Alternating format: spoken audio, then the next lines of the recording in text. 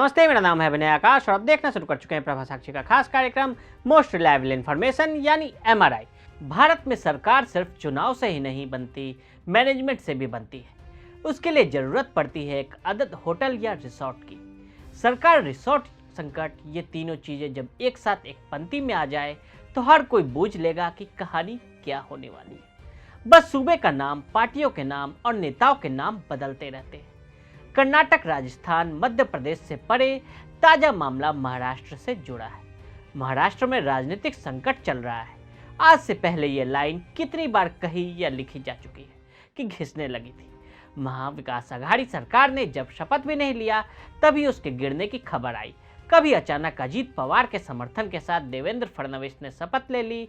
इसके बाद भी किसी हवाई अड्डे के नाम पर तो कभी पंचायत चुनाव में जीत के बाद खबर आती रही कि मुंबई में सरकार गिरने वाली है। लेकिन बात आई गई हो गई।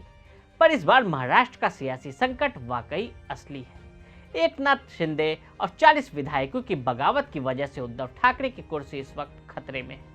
एकनाथ शिंदे और मीडिया के दावों को सही माने तो उद्धव के हाथों से सरकार ही नहीं बल्कि उनकी पार्टी भी निकलती नजर आ रही है। वहीं उद्धव ठाकरे के इस्तीफे की भी बात कही जा रही है। अगर ऐसा होता है तो 40 साल में फिर से एक बार फडणवीस के अलावा कोई सीएम अपना 5 साल का कार्यकाल पूरा नहीं कर पाएगा। अंतर्राष्ट्रीय योग दिवस के दिन एकनाथ शिंदे का नाम पूरे दिन सुर्खियों में रहा। शिंदे के कदम ने शिवसेना के नेतृत्व वाले महाराष्ट्र के महाविकास आघाड़ी सत्तारूढ़ गठबंधन के भविष्य पर सवालिया निशान लगा दिया। एकनाथ शिंदे के बागी होने से शिवसेना के सामने साख बचाने की चुनौतियां खड़ी हुई। वैसे शिवसेना में बगावत का इतिहास पुराना रहा है। बाला साहब ठाकरे के दौर में भी शिवसेना में बगावत का दौर देखने को मिला। जिस तरह के हालात का उद्धव ठाकरे सामना कर रहे हैं, वर्ष 1966 में मराठी अस्मिता के नाम पर गठित शिवसेना में अब तक 5 से 6 बार बड़े नेताओं ने बगावत की है। इसमें छगन भुजबल, नारायण राणे, संजय निरुपम से लेकर राज ठाकरे तक का नाम शामिल है। छगन भुजबल 1960 के दशक में मुंबई की भायखला मंडी में सब्जी बेचने वाले छगन भुजबल ने जब बाल ठाकरे का एक भाषण सुना तो इतने प्रभावित हुए कि ठान लिया कि वे भी शिव सैनिक बनेंगे। ये शिवसेना के शुरुआती दिन थे। भुजबल ने शिवसेना के एक समर्पित कार्यकर्ता के तौर पर अपने राजनीतिक करियर की शुरुआत की और कुछ सालों में ही पार्टी के एक ताकतवर नेता बनकर उभरे। लेकिन साल 1985 में कुछ ऐसा हुआ जिसकी वजह से दोनों के बीच नफरत के बीज पनपने लगे। उस साल हुए विधानसभा चुनाव के बाद शिवसेना सबसे बड़ा विरोधी दल बनकर उभरा। जब विधानसभा में नेता प्रतिपक्ष चुनने की बारी आई तो भुजबल को लगा कि जाहिर तौर पर बाल ठाकरे उन्हें ही यह जिम्मेदारी देंगे, लेकिन ऐसा नहीं हुआ। भुजबल को यह जानकर सदमा लगा कि नेता प्रतिपक्ष का पद ठाकरे ने मनोहर जोशी को दे दिया। भुजबल के नेतृत्व में 9 शिवसेना के विधायकों ने विधानसभा स्पीकर को खत सौंपा कि वे शिवसेना बी नाम की अलग गुट बना रहे हैं और मूल शिवसेना से खुद को अलग कर रहे हैं। बाद में भुजबल कांग्रेस में शामिल हो गए। ये शिवसेना में पहली बड़ी बगावत थी। नारायण राणे ने 10 विधायकों के साथ छोड़ी पार्टी। 2003 में महाबलेश्वर में जब बाल ठाकरे ने कार्यकारी अध्यक्ष के तौर पर उद्धव ठाकरे का नाम लिया तो इसका विरोध नारायण राणे ने किया। यहीं से नारायण राणे और उद्धव ठाकरे के बीच राजनीतिक दुश्मनी शुरू हो गई। फिर 2005 में पार्टी विरोधी गतिविधियों के लिए बाल ठाकरे ने नारायण राणे को शिवसेना से निकाल दिया।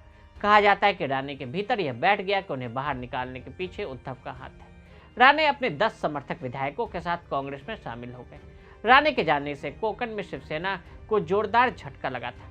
मराठी और अंग्रेजी में प्रकाशित अपनी आत्मकथा झंझावत में राणे ने जिक्र किया था कि वो उद्धव ठाकरे की वजह से ही 2005 में शिवसेना छोड़ने पर मजबूर हुए थे। शिवसेना में राणे का कद दूसरे नंबर का था। राज का वो ऐलान, पार्टी क्लर्क चला रहे हैं, मैं नहीं रह सकता। शिवसैनिक और आम लोग राज ठाकरे में बाल ठाकरे का अक्स, उनकी भाषण शैली और तेवर देखते थे और उन्हें बाल ठाकरे का स्वाभाविक दावेदार मानते थे, जबकि उद्धव ठाकरे राजनीति में बहुत दिलचस्पी नहीं लेते थे। राज ठाकरे अपने चाचा बाल ठाकरे की तरह अपनी बेबाक बयानबाजी को लेकर हमेशा चर्चाओं में रहे। स्वभाव से दबंग फायर ब्रांड नेता राज ठाकरे के शिवसैनिकों के बीच लोकप्रियता बढ़ती जा रही थी। बाल ठाकरे को बेटे और भतीजे में से किसी एक को चुनना था। बाला साहब ठाकरे के दबाव के चलते उद्धव ठाकरे 2002 में बीएमसी चुनावों के जरिए राजनीति से जुड़े और इसमें बेहतरीन प्रदर्शन के बाद पार्टी में बाला साहब ठाकरे के बाद दूसरे नंबर पर प्रभावी होते चले गए। पार्टी में कई वरिष्ठ नेताओं की अनदेखी करते हुए जब कमान उद्धव ठाकरे को सौंपने के संकेत मिले तो पार्टी से संजय निरुपम जैसे वरिष्ठ नेता ने किनारा कर लिया और कांग्रेस में चले गए। बाला साहब ठाकरे के असली उत्तराधिकारी माने जा रहे उनके भतीजे राज ठाकरे के बढ़ते कद के चलते उद्धव का संघर्ष भी खासा चर्चित रहा। यह संघर्ष 2004 में तब चरम पर पहुंच गया जब उद्धव को शिवसेना की कमान दी गई, जिसके बाद शिवसेना को सबसे बड़ा झटका लगा जब उनके भतीजे राज ठाकरे ने भी पार्टी छोड़कर अपनी नई पार्टी महाराष्ट्र नवनिर्माण सेना बना ली। राज ठाकरे उसी चाल पर चलना चाहते थे जिस धार पर चलकर बाल ठाकरे ने अपनी उम्र गुजार दी। 27 नवंबर 2005 को राज ठाकरे ने अपने घर के बाहर अपने समर्थकों के सामने घोषणा की, मैं आज से शिवसेना के सभी पदों से इस्तीफा दे रहा हूँ, पार्टी का लड़क चला रहे हैं, मैं नहीं रह सकता। हालांकि राज ठाकरे का पार्टी छोड़कर जाने का दुख बाल ठाकरे को हमेशा रहा। उस दौरान शिवसेना के कई दिग्गज नेता और बड़ी संख्या में कार्यकर्ता राज ठाकरे की नवगठित महाराष्ट्र नवनिर्माण सेना में शामिल हो गए थे। एकनाथ शिंदे और 40 विधायकों की बगायत की वजह से उद्धव ठाकरे की कुर्सी इस वक्त खतरे में है। गुवाहाटी पहुंचकर शिंदे ने कहा कि शिवसेना के 40 विधायक मेरे साथ हैं, हम लोग बाला साहेब के हिंदुत्व को आगे लेकर जाएंगे। बता दें कि महाराष्ट्र विधानसभा में शिवसेना के कुल 55 विधायक हैं। ऐसे में अगर शिंदे ने 40 विधायकों को अपनी तरफ कर लिया तो यह ठाकरे को करारा झटका है। आज के लिए दे इजाजत। ऐसी रिपोर्ट्स को देखने के लिए प्रभा साक्षी के साथ लगातार बने रहें। वीडियो को देखने के लिए फेसबुक और ट्विटर पर हमें फॉलो करें, यूट्यूब पर प्रभा साक्षी को सब्सक्राइब करें।